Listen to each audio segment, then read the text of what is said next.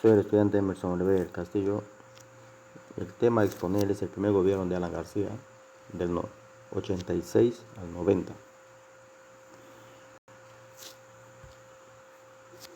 Bien, Alan Gabriel Ludwig García Pérez nació en Lima el 23 de mayo de 1949. Murió el 17 de abril del 2019 en la ciudad de Lima. Político peruano que fue en dos ocasiones presidente del Perú, el 85 y el 90, el 2006 y el 2011. Hijo de Carlos García Ronceros y de Nita Pérez de García. No conoció a su padre hasta los 5 años, debido a que éste había permanecido en prisión por su militancia aprista. Estudió en la Gran Unidad Escolar José María Eguren de Barranco.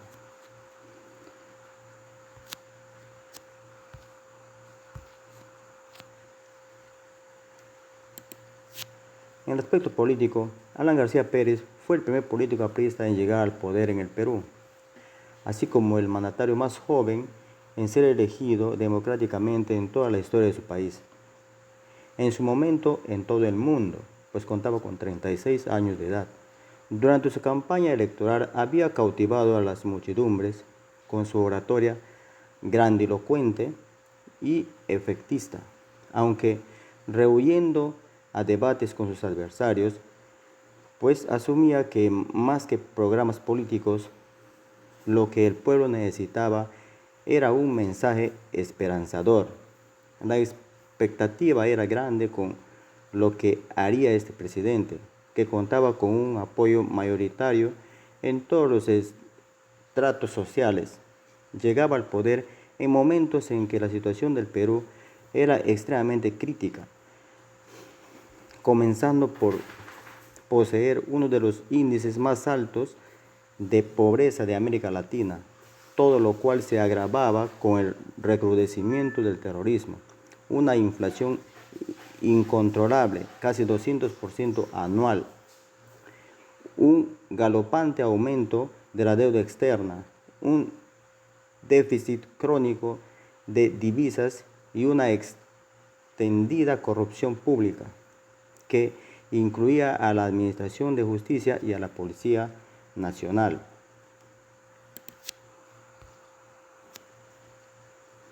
En la política exterior, debido a la crisis económica por la que pasaba el Perú al iniciar el gobierno de Lapra, García utilizó un discurso antiimperialista para imputar al sistema financiero internacional como el culpable de la nefasta situación económica por la que pasaban distintos países pobres.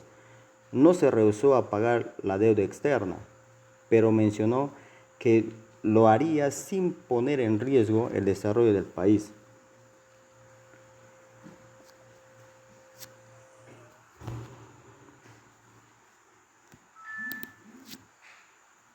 En el aspecto económico, el problema de la deuda externa fue durante el gobierno militar de Juan Velasco Alvarado, de 1968 a 1975, en que la deuda externa creció en un nivel alarmante, debido en parte a la masiva compra de armamento soviético que convirtió por entonces al Perú en una potencia militar en la subregión. El gobierno militar de Francisco Morales Bermúdez, de 1975 al 80, tuvo que renegociar la deuda, aceptando las severas condiciones que impusieron el Fondo Monetario Internacional y los acreedores internacionales. En el segundo gobierno constitucional de Fernando Belaúnde Terry, del 80 al 85, la situación continuó agravándose, tanto así que en el 84 el Perú dejó de hacer algunos pagos, aunque manteniendo siempre su voluntad de pagar, incrementándose de 10.000 millones de dólares a 14.000 millones. Es por este motivo que el Fondo Monetario Internacional declara al Perú un país insolvente, no propenso a crédito, lo cual trajo graves consecuencias, ya que el Perú necesitaba con urgencia financiamiento e inversión extranjera.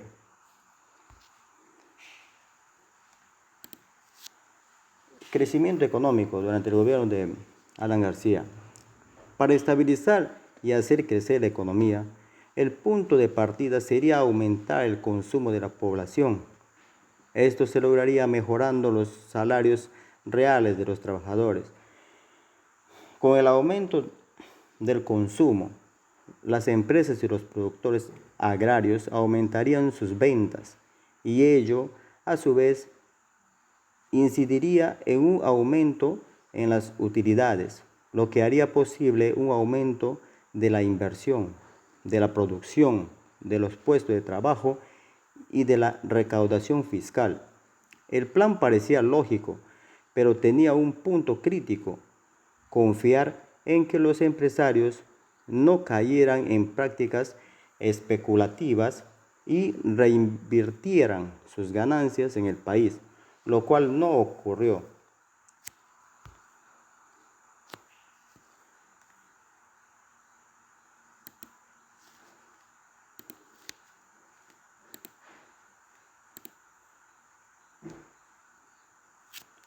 Intento de estatización de la banca. El punto de ruptura del gobierno de García fue su intento de estatizar los bancos, las financieras y las compañías de seguros. La medida fue anunciada en el mensaje a la Nación del 28 de julio del 87. La idea de estatizar la banca se formuló primero en el círculo más cercano a García. Entre ellos estaban Daniel Carboneto, Carlos Franco, Javier Tantaleán, Agustín Mantilla e incluso Pilar Nores. Luego se comunicó al Consejo de Ministros, en el cual solo Manuel Romero Caro, Javier Labarte Correa y Guillermo Larco no coincidían con esta disposición.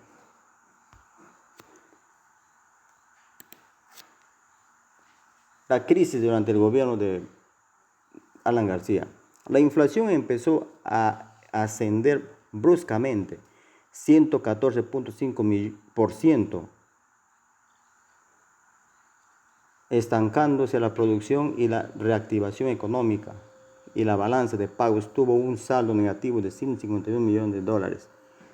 Fue la caída más grande desde el 81. El Banco Central se vio atado por falta de dólares, ya que las reservas se habían agotado. El gobierno procedió a devaluar el INTI en 44%. Los llamados paquetazos siguieron dándose a lo largo de un año, llevando al país a una gran recesión económica. El aumento del desempleo y la caída drástica de ingresos fue el costo social del desastre económico provocado. El surgimiento de un sector informal de una dimensión nunca antes vista. Además, el Estado en bancarrota ya no pudo cubrir sus obligaciones en materia de asistencia social, educación, salud, administración y justicia.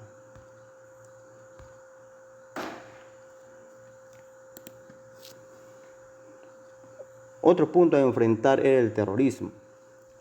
La actividad terrorista llevada a cabo por Sendero Luminoso y el MRTA se había iniciado durante el segundo gobierno de Fernando Belaúnde pero se extendió y se intensificó casi a nivel nacional bajo el gobierno de García. Extensas regiones como la selva del Huallaga y casi todas las alturas de los Andes centrales cayeron bajo control de las huestes terroristas.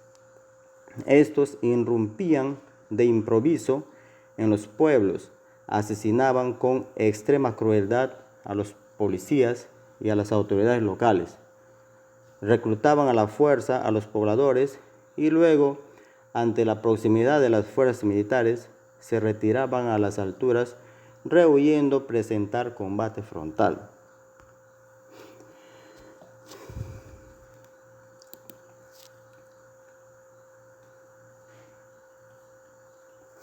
Las obras más destacadas durante el gobierno de Alan García fueron la central hidroeléctrica de Charcaní, 5, ubicada a 35 kilómetros de la ciudad de Arequipa. El proyecto de irrigación de los valles de Chao, Virú Moche, Chavimochic,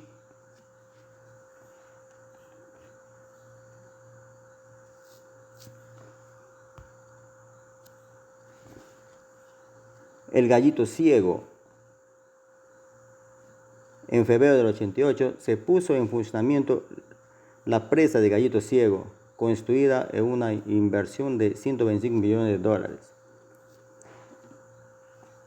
El proyecto hidroenergético de Olmos.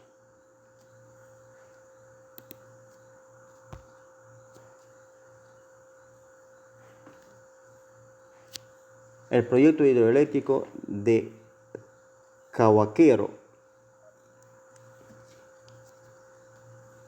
El proyecto de irrigación de las Pampas de Majes.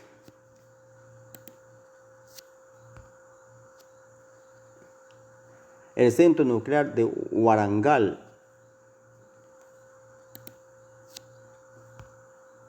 El hospital de neoplásicas.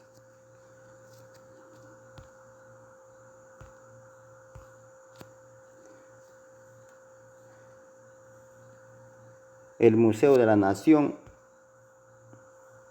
y el tren eléctrico.